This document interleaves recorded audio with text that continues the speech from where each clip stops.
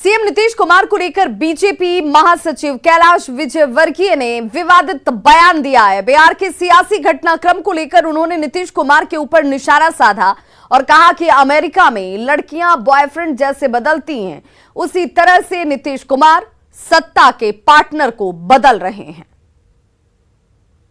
बिहार की सरकार बदली तो एक ने बोले ये तो हमारे यहाँ होता है, बोले बॉयफ्रेंड कभी बदल लेती लड़की।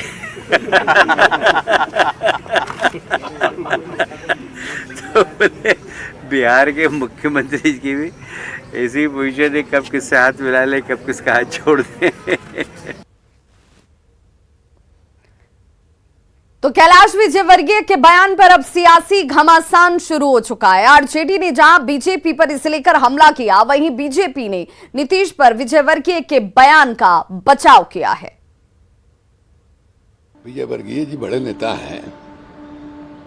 अब भारतीय जनता पार्टी को ये पच नहीं रहा है कि जहां हर जगह से टूट के लोग भारतीय जनता पार्टी में जा रहे हैं, हर राज्य में कोशिश यही हो रही है और कोशिश सफल हो रही है।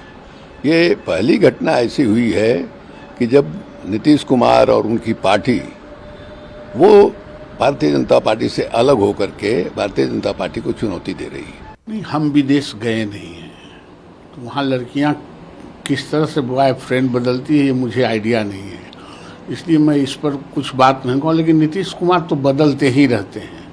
उनका कहने का तात्पर्य होगा कि नीतीश कुमार करवट मारते ही रहते हैं, जहां उनको पसंद पड़ता है आते जाते रहते हैं, और विदेश के बारे में मुझे जानकारी नहीं है। तो बिहार की सत्ता में साझेदारी होते ही आरजेडी की हनक बढ़ चुकी है। इसकी एक कबानगी कटिहार के बरारी विधानसभा क्षेत्र में देखने को मिली, जहां जन सुशासन शिविर में पूर्व आरजेडी के विधायक नीरज यादव ने नल जल योजना में भ्रष्टाचार को लेकर जमकर हमला बोला। जेडीयू सांसद दुलाल चंद गोस्वामी और जेडीयू के बरारी विधायक विजय सिंह की मौजूदगी में ही ये सारा हंगामा हो रहा था। पूर्व विधायक नीरज यादव ने डीडीसी पर कई संगीन आरोप लगा दिए और इस दौरान डीडीसी और पूर्व विधायक में तू मैं शुरू हो जाती है। पूर्व विधायक ने यहां तक आरोप लगा दिया कि जब लोग शिकायत करते हैं तो अधिकारी संवेदक के बचाव में आ जाते हैं। वहीं डीडीसी ने सभी शिकायतों की जांच करने की बात कही है। उनकी सरकार के द्वारा कुछ भ्रष्ट अधिकारियों का यहाँ पदस्थापन हुआ है, वो सभी चोर बेईमान लोग हैं। और जब लोग जन शिकायत में, जन सुशासन शिविर में अपनी बात रखने आते हैं तो ये इंजीनियर और संवेदक के पक्ष में खड़े हो जाते हैं। जो सरकार की नीतियों और संकल्पों के खिलाफ है, ऐसे अधिकारियों को चिन्हित किया जाएगा।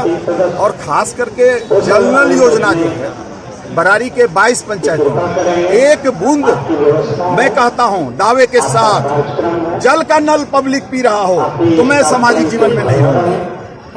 किसी भी पंचायत में उदाहरण के तौर पर जांच करा के दिखा दें। हर जगह ये समस्या है। पीएचडी डिपार्टमेंट के लिए जिला प्रशासन की तरफ से आपको विश्वास दिलाते हैं कि वो कैंप करा के जिसका जो एरिया है, एक एक योजना का विधिवत जांच कराएंगे कि टंकी की क्या स्थिति है, कितने घरों में गया, किसका कितना टोटी टूटा हुआ है, कहां तक पानी पहुंचा है, कितने बजे कौन चलाता है, सब की जांच करवा के जो उसका उपाय होगा वो किया जाएगा। तो सवाल उठता है और न्यूज 18 ये सवाल पूछता है कि सांसद को योजना में भ्रष्टाचार नजर क्यों नहीं आता? योजना में भ्रष्टाचार पर जेडीयू चुप क्यों है? आरजेडी के आरोपों की जांच क्यों नहीं होती है? क्योंकि ये आरोप कोई और नहीं, खुद सहयोगी पार्टी आरजेडी उठा रही है। क्यों सच्चाई सामने नहीं आती है? आम लोगों की तो नहीं सुनते। अब आरजेडी के ही पूर्व विधायक हैं, वो ये कह रहे हैं कि नल जल योजना में धांधली है, भ्रष्टाचार है, अधिकारी भ्रष्ट हैं। ऐसे दोषी अधिकारियों पर कार्रवाई कब होगी, ये सवाल उठता है। और लोगों के लिए जिस योजना को शुरू किया गया, लोगों को उस योजना का लाभ क्यों नहीं मिल रहा है, इस सवाल का जवाब इन्हें देना चाहिए।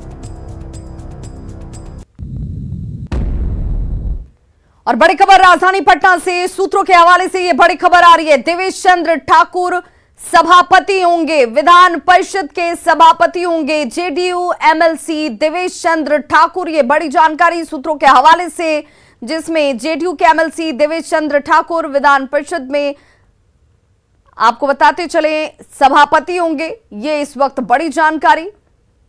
विधान परिषद में जेडीयू के उप नेता हैं, विधानसभा अध्यक्ष आरजेडी कोटे से होगा। अवध बिहारी चौधरी विधानसभा अध्यक्ष होंगे। ये बड़ी जानकारी इस वक्त सूत्रों के हवाले से सामने आती हुई। तो विधानसभा अध्यक्ष की भूमिका अवध बिहारी चौधरी की तरफ से निभाई जाएगी, जो आरजेडी कोटे से आते हैं। वहीं उप नेता के तौर पर विधान परिषद में जेडीयू की तरफ से देवेश चंद्र ठाकुर।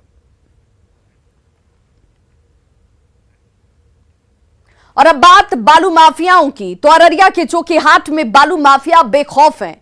बकरा नदी में अवैध खनन लगातार जारी है, लेकिन खनन माफियाओं की लूट पर खनन विभाग मौन क्यों है, ये सवाल जरूर आम जनता उठा रही है। तस्वीरें आपके सामने, जहां पर जोकीहाट में उदा पुल के नीचे खनन माफिया खनन धड़ल्ले से कर रहे हैं और ट्रैक्टर से बालू का उठाव ताबड़तोड़ किया जा रहा है। एक तरफ जहां नदियों के संरक्षण का हवाला दिया जाता है, वहीं जोकीहाट से खनन की ये तस्वीरें सामने आ जा रही हैं।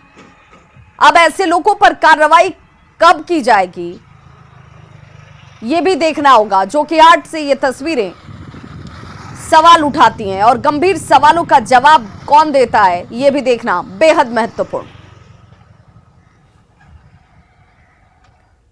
बीजेपी विधायक नितिन नवीन ने कहा है कि बिहार कानून का राज खत्म हो चुका, बिहार में अब ये कानून का राज है नहीं। वहीं इस बयान पर कांग्रेस के प्रदेश अध्यक्ष मदन मोहन झा ने पलटवार करते हुए कहा कि बीजेपी को थोड़ा इंतजार जरूर करना चाहिए। एक हफ्ते में जो ट्रेलर दिखा है इस सरकार के बनने के बाद, अपराधी को खुद में लग रहा है कि वो स्वतंत्र हो गया है।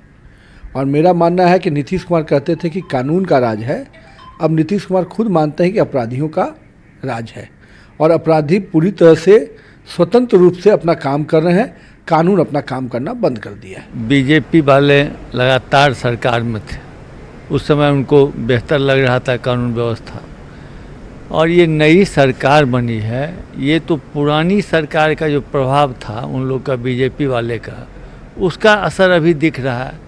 कानून व्यवस्था सुधार करने में नई सरकार बनी है, उसको तो आप टाइम दीजिएगा ना। आप 10 दिन 15 दिन 20 दिन देखिए, उसके बाद ना उसका सरकार का आकलन होता है कि ओथ लेते ही वो शुरू कर दिए। हम समझते हैं कि ये सब प्रभाव से, बयान देने से, इस तरह का प्रचार प्रसार करने से कानून व्यवस्था पर असर पड़ता है। छपरा में एक युवक की चाकू मारकर हत्या कर दी गई। डेरनी थाना क्षेत्र की यह घटना है और युवक का शव नदी से बरामद किया गया है। पथरा बिंटोली गांव के निवासी लहवर कुमार की हत्या की गई है चाकू से गोदकर, और हत्या के पीछे प्रेम प्रसंग वजह मानी जा रही है। हालांकि पुलिस अभी इस पूरे मामले पर कुछ भी कहने से परहेज कर रही है।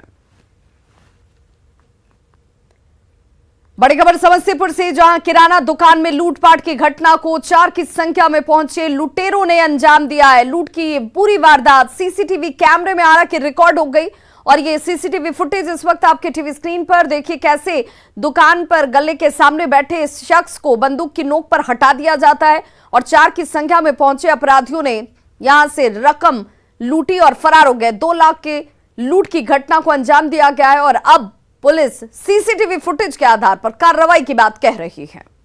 लगभग 9:25 के टाइम में हम जो है तो दुकान बढ़ाने की तैयारी में थे। लास्ट गाड़ी खाली हो रहा था, थोड़ा सा बचा हुआ था, 10-5 मिनट देरी था निकलने में।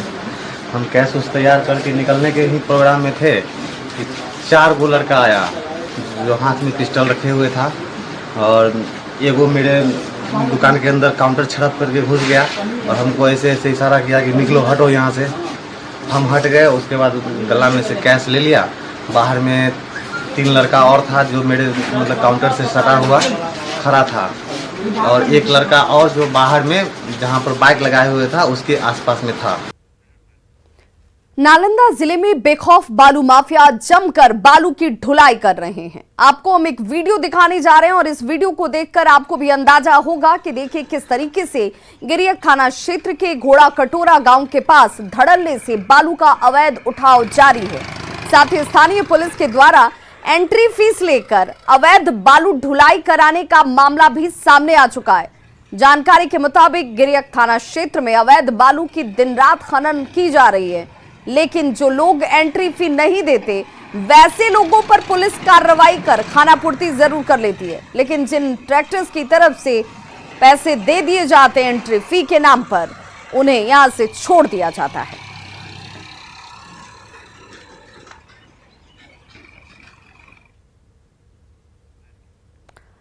और पटना के बेउर जेल से बड़ी खबर आ रही है, जहां पर कैदियों के दो गुटों के बीच जमकर झड़प की खबर सामने आई है। अभिषेक और राजवीर, इन दो गुटों के बीच मारपीट की खबर आ रही है। झड़प के बाद जेल में अफरा तफरी का माहौल देखा गया। जेल में वर्चस्व को लेकर झड़प की ये तस्वीरें एक बार फिर से सुरक्षा व्यवस्था पर सवाल खड़े करती हैं। अभिषेक पूर्व विधायक का करीबी बताया जाता है, वहीं राजवीर के बारे में यह कहा जा रहा है कि एक बड़ा साइबर क्रिमिनल है और ये दोनों इस वक्त बेउर जेल में बंद हैं। झड़प के बाद जेल की व्यवस्था पर सवाल अब उठने लगे हैं। 67वीं बीपीएससी की प्रारंभिक परीक्षा की तारीख की घोषणा कर दी गई है। 20 और 22 सितंबर को प्रीलिम्स होगा और बीपीएससी अध्यक्ष अतुल प्रसाद ने इस बार परीक्षा में पूरी पारदर्शिता बरते जाने का भरोसा दिया है। छात्रों को 1 घंटे पहले सेंटर पर पहुंचना होगा। परीक्षा के बाद मूल्यांकन में भी नए सॉफ्टवेयर का इस्तेमाल किया जाएगा। कि यहाँ पर बड़ी संख्या में पीटी का एग्ज़ाम जैसे कंबाइंड सिविल सर्विस का देते हैं और उसमें कई बार सेंटर की चूक के कारण से गड़बड़ियाँ हो जाती हैं और वायरल हो जाता है या कैंसिल करने की नौबत आ जाती है। इस बार हम लोग क्या करने जा रहे हैं कि जो जहाँ पर बड़ी संख्या में लोग कैंडिडेट्स होंगे, जैसे कि पीटी का होगा कंबाइंड सिविल सर्विस का, उसमें हम लोग 2 शिफ्ट में करेंगे और उसमें हम लोग अधिकांश में हम लोग जैमर लगाएंगे। कैंडिडेट्स को हम 1 घंटा पहले बुलाएंगे, अपने सीट पर बैठने के लिए कहेंगे कि परीक्षा स्टार्ट होने के 1 घंटा पहले अपने सीट पर बैठ जाएं। उसके बाद सेंटर में प्रवेश की अनुमति नहीं रहेगी, परीक्षा में भाग लेने की अनुमति नहीं रहेगी। तो खबरों का सिलसिला लगातार जारी है। आप देखते रहिए न्यूज़ 18 बिहार झारखंड। यहां खबरों का सिलसिला कभी नहीं थमता।